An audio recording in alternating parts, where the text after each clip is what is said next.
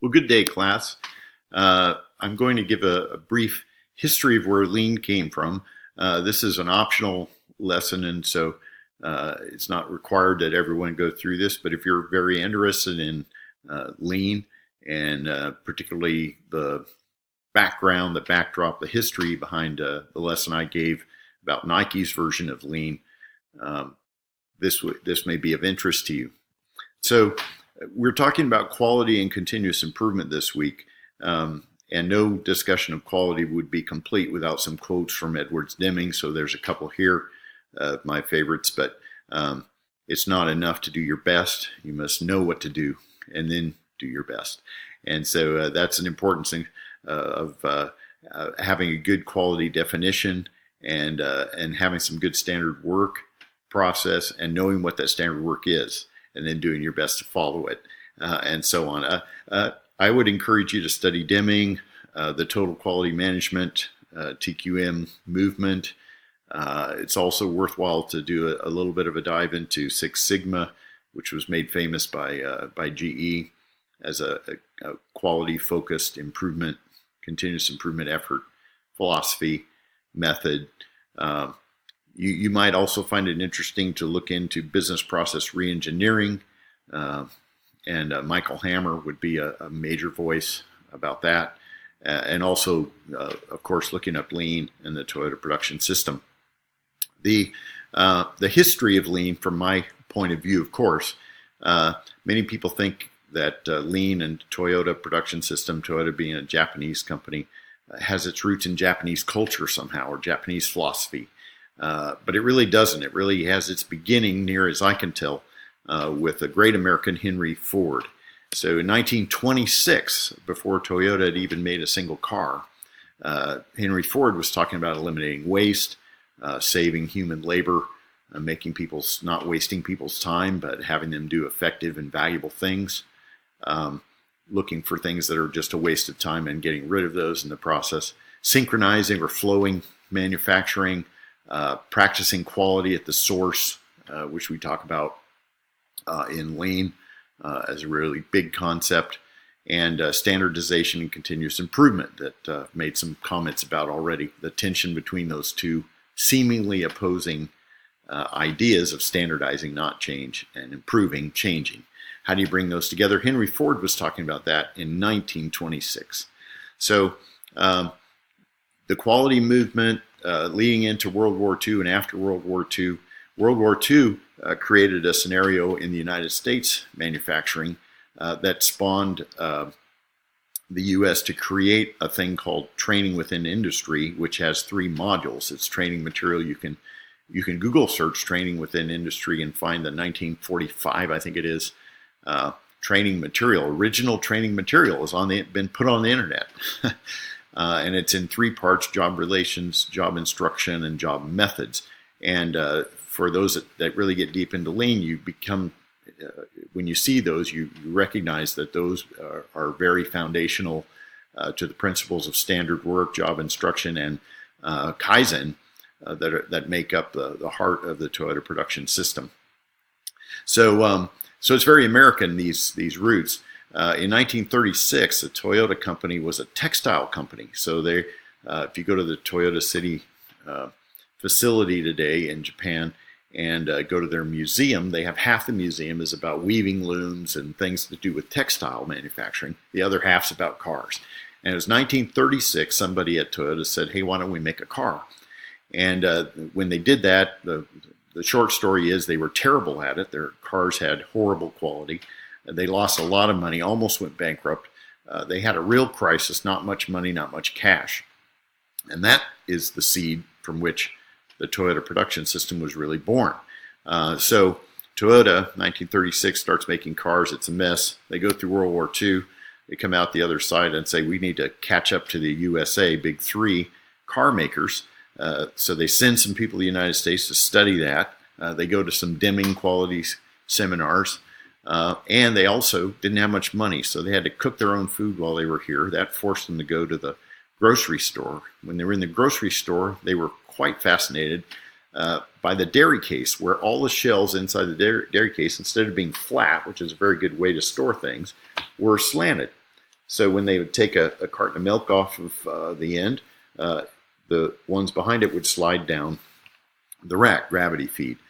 They began to ask questions about that, and were informed about how the dairy comes every day and replaces the cartons of milk from the other side. And the size of the shelf becomes a controlling factor for how much milk. If it's spoiling on the shelf, we need to make the shelf smaller. If we're running out and people are saying there's no milk when they go to buy it, we need to make the shelf bigger so that every day we can replenish the right amount based on how much customers took out. So Toyota went back and said, hey, let's put gravity feed racks all through our plant and feed parts to every operation that same way. Whatever they consume, we replace on the other side, and gravity feeds it down. Prior to that, they would come around and just put a set number of parts every hour or every day or whatever at the operation, regardless of whether the previous parts had been consumed or not. And it had nothing to do with what was going on. So this became the basis for pull systems that we study and implement in lean transformations.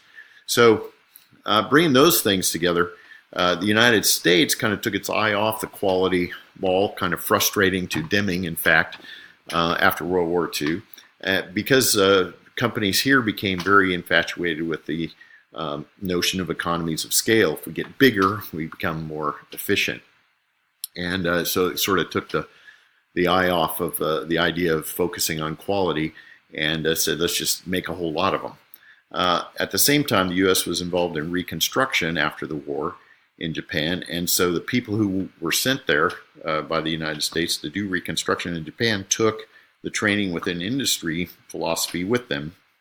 Deming also went along because people would listen to him there, and that sowed the seeds for training within industry, job relations, job instruction, job methods, as well as Deming's quality systems, became really the fundamental basis for the Toyota production system, and you can see those reflected in that even today. So fast forward to 1980, Womack and Jones at MIT were studying car manufacturing, and they discovered that in the Toyota factories, things were being done very, very different. They saw some of those same practices happening in other industries, not just Toyota, and so they had to come up with a name. They looked at the fact that there was less square footage, less parts, less people, less time, less cost, less of everything except for output, and productivity was going up. And so they coined the term lean, just as the name implies, less of everything. So you can summarize lean, the Toyota production system, under the moniker of less is more. And that's a good phrase to have in your head when you're thinking about lean. So another almost 2 decades later, Nike, cranking along, encountered what we referred to affectionately later as the perfect storm. There were a couple of high-profile shoe product failures. National television, shoe delaminating, a major sporting event, sent a ripple across the company. At the same time, the internet was coming into its own, and people were discovering that you could put stories out on the internet and get lots and lots of attention. And so people who were had become quite troubled with American consumers enjoying products that are being made in developing countries where people are not paid very much and their working conditions are not very good. Their living conditions are not very good compared to ours.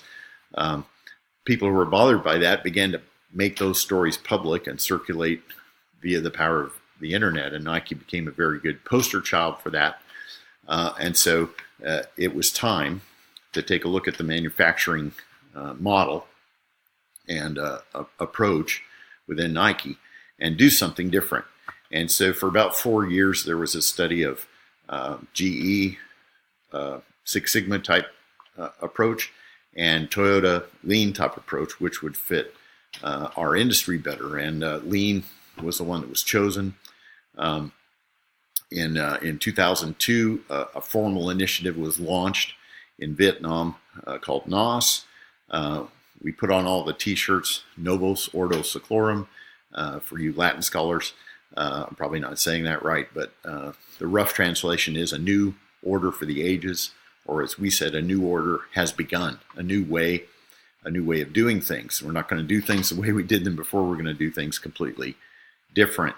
And we launched that in Vietnam because Vietnam was the most underdeveloped source country for Nike footwear at the time. That picture's since changed, but we knew if we could, at that point in time, 2002, if we could implement this kind of system in Vietnam, we could do it anywhere that Nike was making footwear. So that leads us to the, in the presentation, I give you a pretty good overview, a run through the NOS house to explain what NOS was for us there. But in terms of history, the Toyota guy who's really credited with being the father of the Toyota production system is a fellow named Ono Taiichi. And in 1988, he was asked, what's the Toyota production system really all about? And he said, well, all we're doing is looking at the time from the moment the customer gives us an order to the point when we collect the cash, and we're reducing that timeline by removing the non-value added waste. And that's reflective of Toyota's crisis. They couldn't have cash tied up in work in process inventory. So if they were paying for raw materials, they needed to produce goods that they could get paid for much, much quicker. Otherwise, they had to have a lot of cash that they didn't have to tie up in that work in process inventory in the middle. But I think that phrase maybe has caused some problems for students of Lean because Ono Taiichi, maybe it's a translation issue, because I'm sure he didn't say it in English. All we are doing is that. I think that's all they were doing at the first, but as they began to improve the system, there's a lot more to it than simply removing those non-value added waste. It's about empowering people. It's about growing people. It's about giving people a scope of control. All of those kinds of things are critical to the Toyota production system and Lean. Well, I hope you've enjoyed this history, and maybe it's piqued your interest enough to look into it more. I'll just recommend a few books, and I've put a few of them back here behind me just for visual purposes. But certainly the Toyota Way by Jeff Liker is a good book for learning about Lean. There's a lot of others. The Toyota Production System by Ono Taiichi, certainly a good read from the man himself. But Lean also has its application in a lot of other areas, product and process development, rather than just manufacturing. Healthcare Lean is making big inroads to healthcare these days, and so this book, On the Mend, is a good book if you want to be introduced to what Lean in healthcare is really doing.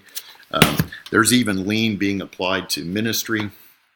So this book, Lean Ministry, Implementing Change in the 21st Century by Charles Duffert, might be of interest to you if you're a ministry person.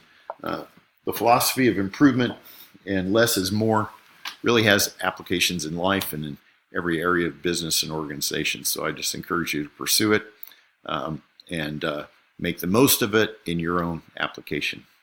Thanks for listening to today's history lesson.